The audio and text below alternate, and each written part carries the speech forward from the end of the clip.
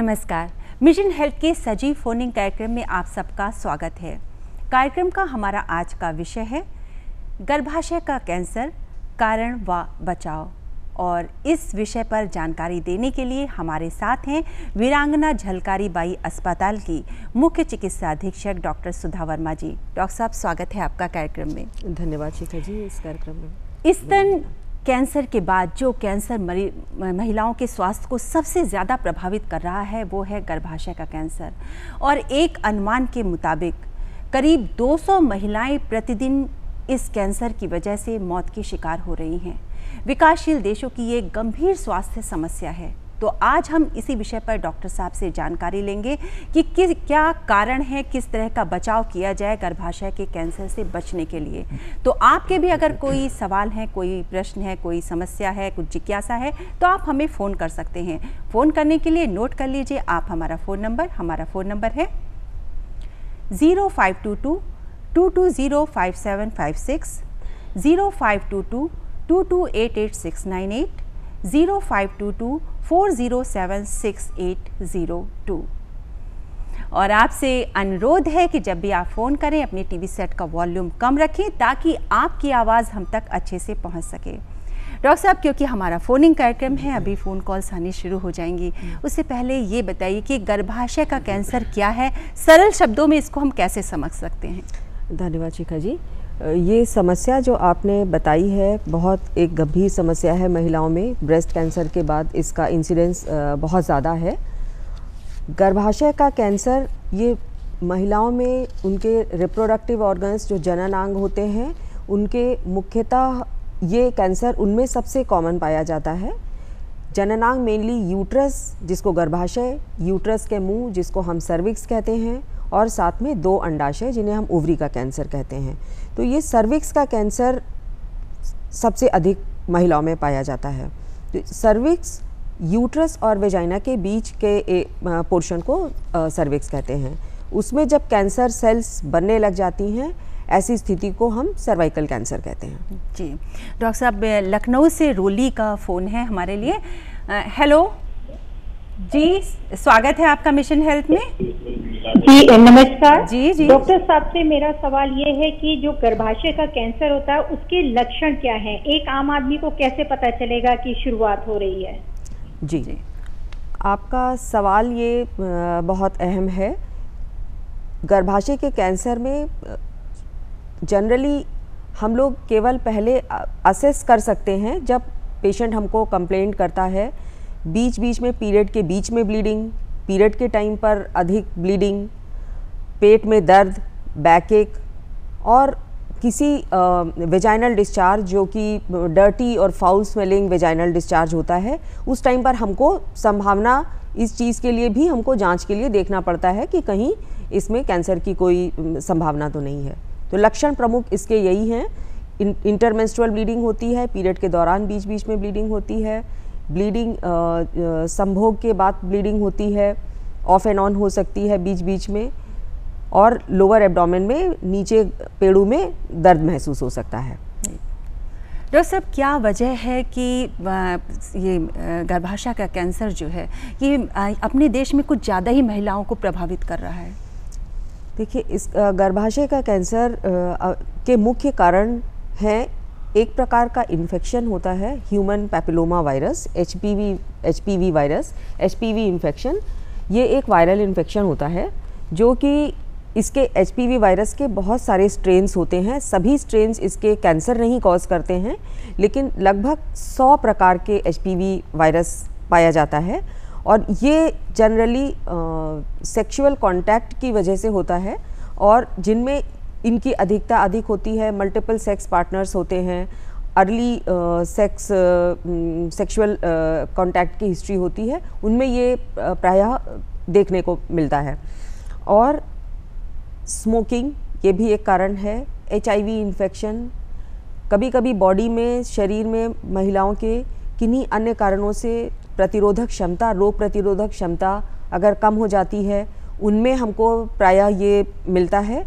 और अगर family history है कैंसर की तो उनमें भी इसकी संभावना अधिक पाई जाती है। डॉक्टर साहब, बाराबंकी से एक कॉलर हमसे जुड़ी हैं, सावित्री जी।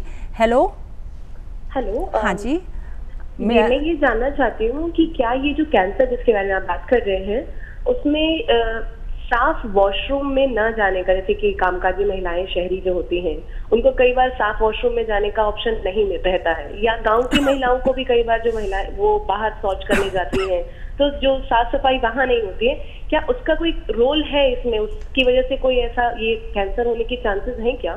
देखिए, साफ शौचालय तो होना ही चाहिए, लेकिन इट्सेल्फ साफ शौचालय या जहाँ पब्लिक टॉयलेट्स हैं वहाँ पर सफाई का ध्यान तो रखा जाना चाहिए। जैसा कि मैंने अभी बताया, इन्फेक्शन में अगर पेशेंट में HIV इन्फेक्शन या किसी वजह से रोग प्रतिरोधक क्षमता उसकी कम है तो उस इन्फेक्शन के कारण कैच करने की संभावना होती है। अगर वहाँ पर वैसा कोई इन्फेक्शन प्रेवेलेंट है तो उसकी संभावना बढ़ सकती है। नहीं तो केवल गलत पब्लिक टॉयलेट्स जो साफ़ नहीं है उनको यूज़ करने से कैंसर नहीं होता है। उसमें जनरली आपको यूरिन में इन्फेक्शन हो सकता है, वहाँ के जो साफ़ सफाई नहीं है। लेकिन सर्वाइकल कैंसर उसकी वजह से टॉयलेट्स यूज़ करने की वजह से मुख्यतः कारण उसके नहीं आता है। नहीं, मतलब स्वच्छता तो अपनी जगह अहमियत रखती है, लेकिन उसकी वजह से कैंसर, उसकी वजह से कैंसर हो ऐसा नहीं है।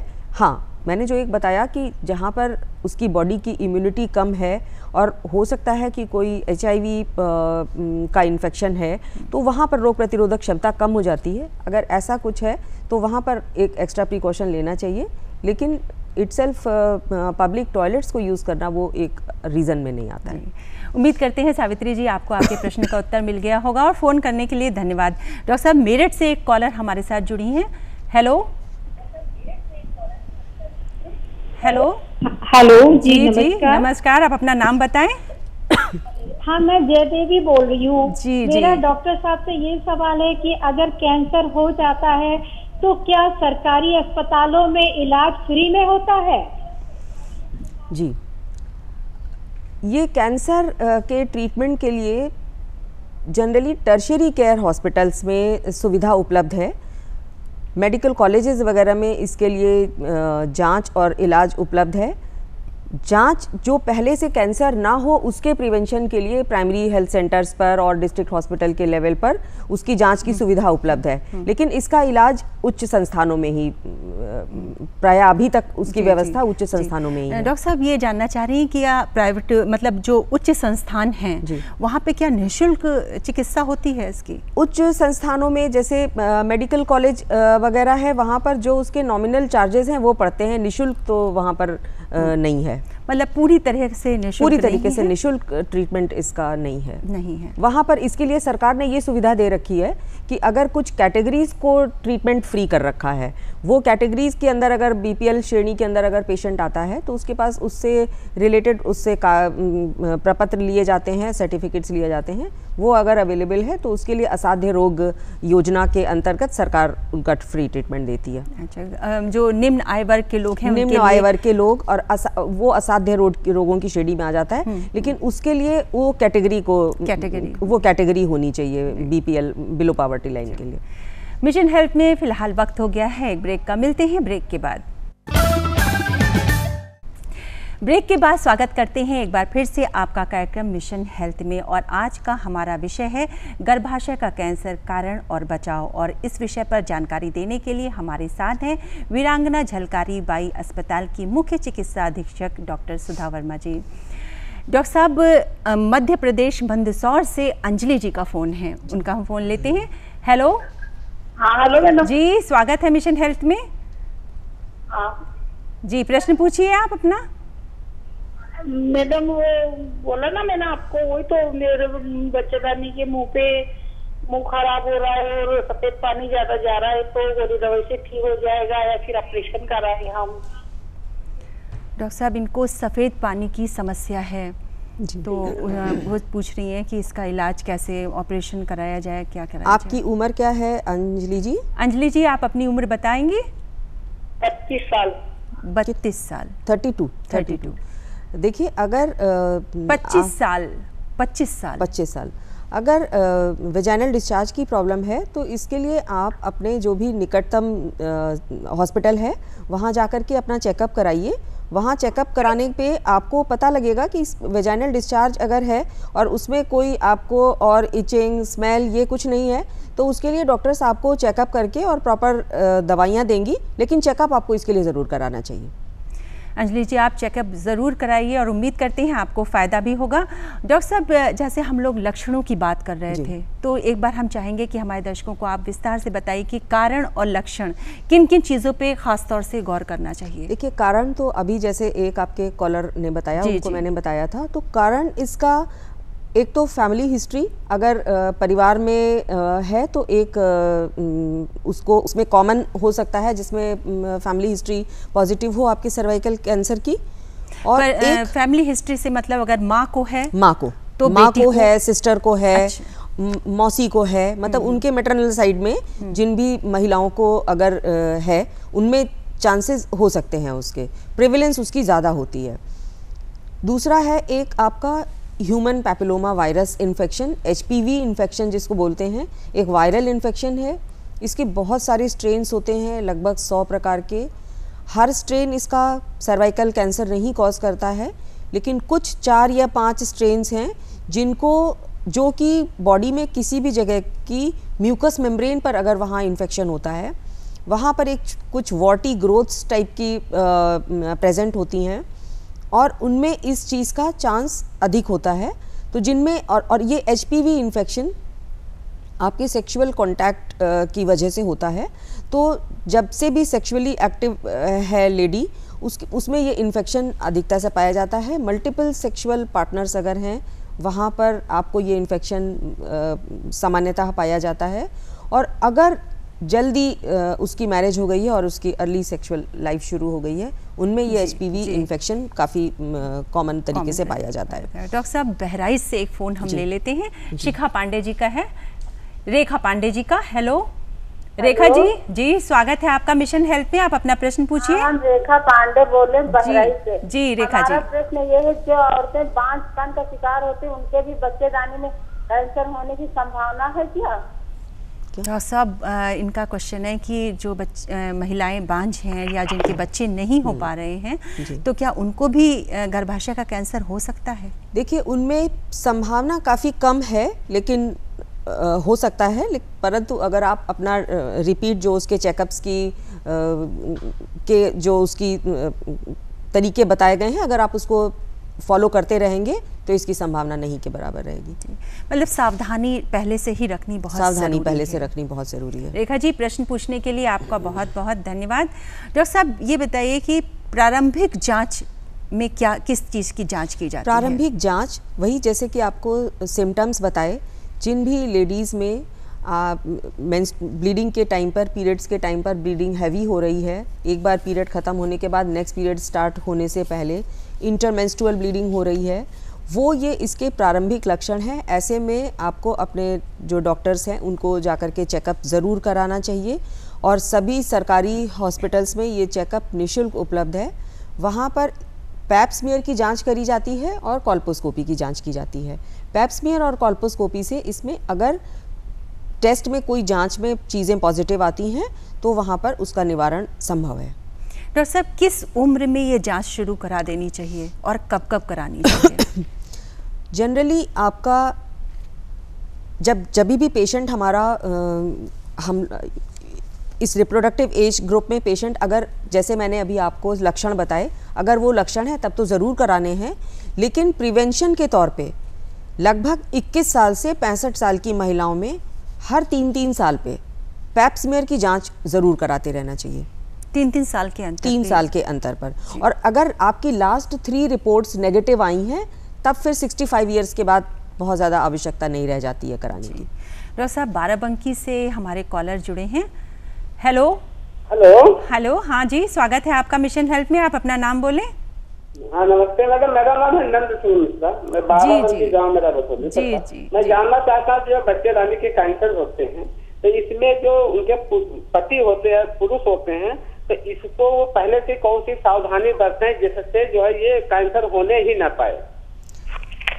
देखिए, जैसा अभी आपको बताया, इनके कारणों में है अर्ली सेक्सुअल इंटरकोर्स या मल्टीपल सेक्सुअल पार्टनर्स। तो वहाँ पर अगर आप कॉन्डोम वगैरह का इस्तेमाल करते हैं तो ये HPV इन्फेक्शन उनमें फैलने की संभावना कम होती है। जी, इस तरह से बचाव किया इस तरीके से बचाव किया जा सकता है।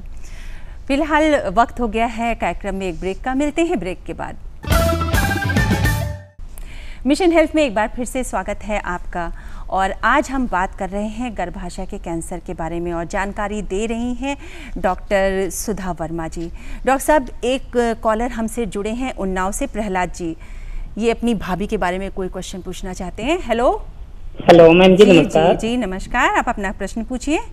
जी मैम, मैं प्रहलाद कुमार बोल रहा हूँ, गनीपुर बेहटा बारमऊ जनपद उन्नाव से जी।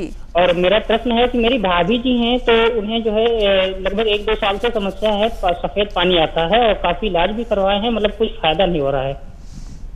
उम्र क्या है आपकी? प्रहलाद जी, भाभी की उम्र क्या है?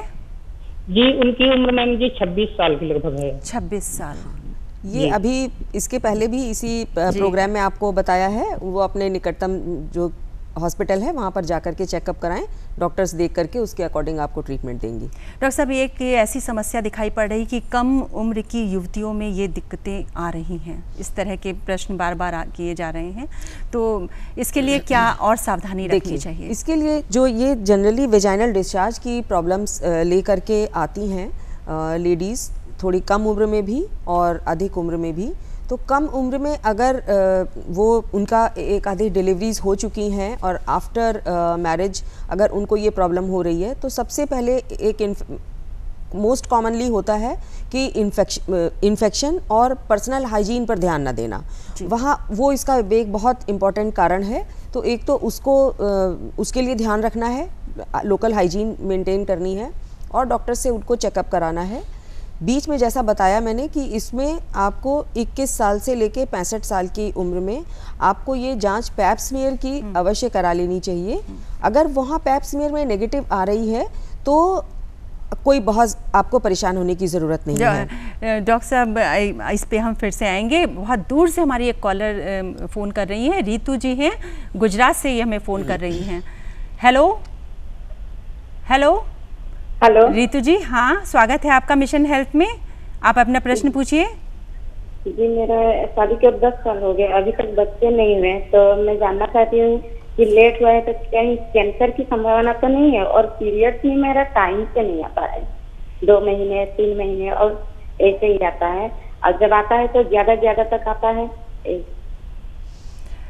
डॉक्टर साहब, इनकी समस्या जी थोड़ी अलग है। हाँ, आपने जैसे बताया पीरियड बढ़ के आता है और बच्चे नहीं हैं आपके, तो वही बताया मैंने आपको, अभी इसके पहले भी इसका प्रश्न का उत्तर दिया है मैंने कि आप अपने डॉक्टर के पास जाइए, अपने निकटतम स्वास्थ्य केंद्र पर, वहाँ जो इनफर्टिलिटी से रिलेटेड चीज़ें हैं उसके बारे में वहाँ पे आपके डॉक्टर आपको बताएंगी।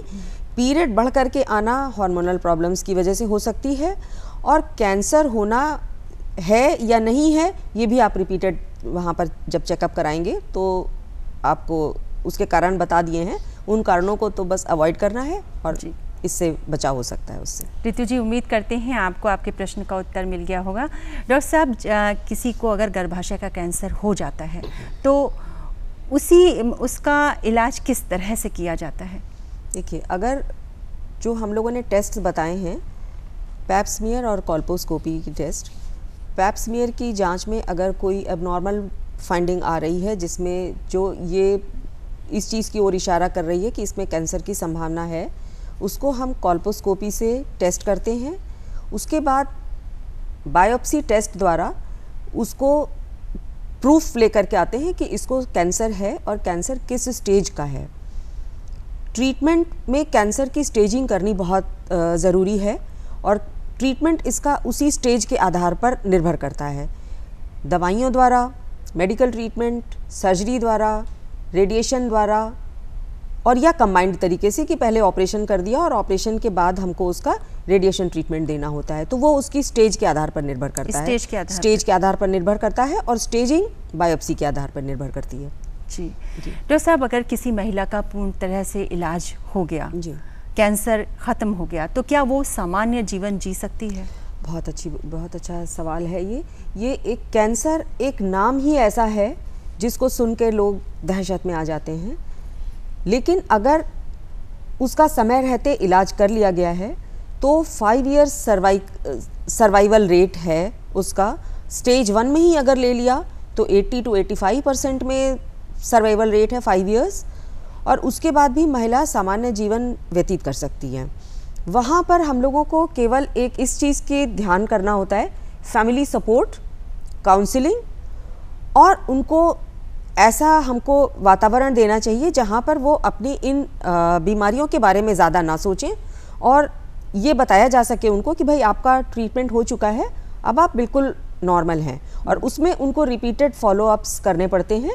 वो रिपीटेड फॉलोअप्स करते हैं तो वो बिल्कुल सामान्य जीवन व्यतीत कर सकते हैं। डॉक्टर साहब, एक बहुत अहम क्वेश्चन ये है कि अगर कोई गर्भवती महिला है और उसको गर्भाशय का कैंसर हो गया है तो उसका इलाज किस तरह से होता है? इसमें भी अगर महिला प्रेग्नेंट है तो इसमें भी बहुत सारे कारण हैं जहाँ पर हमको उसकी ट्रीटमेंट का प्रकार ढूंढना पड़ता है। वहाँ पर प्रेगनेंसी कितने हफ्ते की है, जेस्टेशनल एज उसकी क्या है, स्टेज कैंसर के स्टेज क्या है, इस पर डिपेंड करता है। स्टेज के आधार पर ही उसमें कितना लिम्फ नोड्स वगैरह इन्वॉल्व हैं वो करना पड़ता है। बहुत एडवांस्ड स्टेज में अगर है तो वहाँ पर हमको ये भी देखना पड़ता है कि हमको बच्चे को भी बचाना है और माँ को भी बचाना है, तो वहाँ पर सिजेरियन सेक्शन करके बेबी को डिलीवरी कराते हैं और उसके बाद फिर ट्रीटमेंट उसका करते हैं।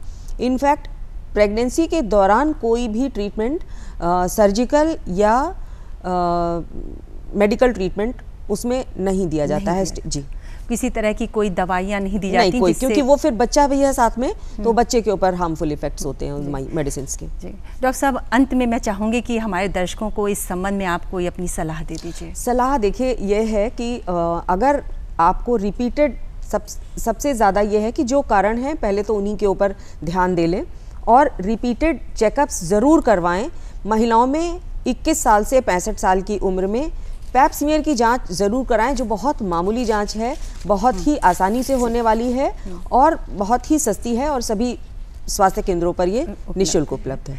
तो ये था मिशन हेल्थ का हमारा आज का कार्यक्रम। और अब चलते चलते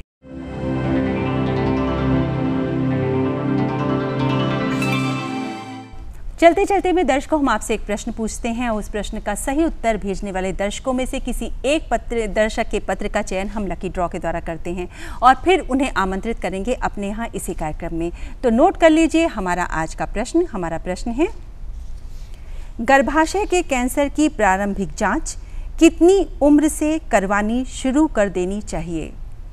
प्रश्न एक बार पुनः, गर्भाशय के कैंसर की प्रारंभिक जांच कितनी उम्र से करवानी शुरू कर देनी चाहिए? और इस प्रश्न का उत्तर आप हमें इस पते पर लिखकर भेज सकते हैं। हमारा पता है प्रस्तुतकर्ता मिशन हेल्थ, कमरा नंबर 205, दूरदर्शन केंद्र 24 अशोक मार्ग, लखनऊ 226001। और हमारा ईमेल आईडी है missionhealth.ddupLko@gmail.com। डॉक्टर साहब, आप आई और गर्भाशय के कैंसर के कारण और बचाव के ऊपर इतनी अच्छी जानकारी हमारे दर्शकों को दी, इसके लिए आपका बहुत बहुत धन्यवाद। इसके साथ हम धन्यवाद करना चाहेंगे अपने सभी दर्शकों का जिन्होंने हमें फ़ोन किया और जो हमारा कार्यक्रम देख रहे हैं। उम्मीद करते हैं आप अपना बचाव स्वयं करें।